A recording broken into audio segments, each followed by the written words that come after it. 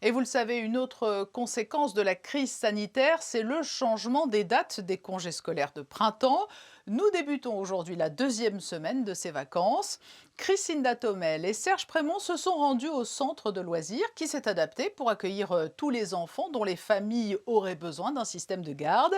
À l'école des Rêvoirs, une artiste qui expose actuellement à Monaco est venue prendre part à un atelier créatif autour de son objet fétiche, un objet ou plutôt une gourmandise dont raffolent les enfants. Les ateliers d'art plastique initient les enfants à diverses disciplines comme le dessin, la peinture, le modelage ou encore le collage. Les enfants découvrent au travers de nombreux matériaux le plaisir de la transformation et de l'imagination. C'est donc dans cet objectif que le centre de loisirs a mis en place divers ateliers artistiques au sein de l'école des Rêvoirs. Et pour apprendre aux petits artistes en herbe les rudiments de la création, un enseignant de renom, l'artiste Laurence Jenk, bien connu en principauté pour ses œuvres bonbons et qui trouve essentiel d'initier les petits aux techniques artistiques, les enfants étant souvent en demande.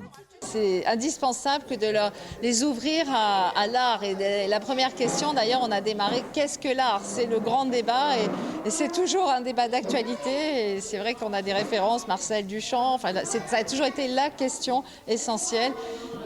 Qu'est-ce que de l'art? Et ce qu'on a fait ce matin, c'est aussi de l'art. Alors qu'est-ce qui vous épate toujours chez les tout petits comme ça? Ben, c'est leur spontanéité, leur envie de faire, leur dynamisme. Et puis voilà, il n'y a pas de barrière, il n'y a pas de barrage. Ils peuvent créer avec tout et n'importe quoi. Et effectivement, tout peut devenir de l'art. En fait, il faut prendre des papiers de couleur et il faut mettre quelque chose dedans.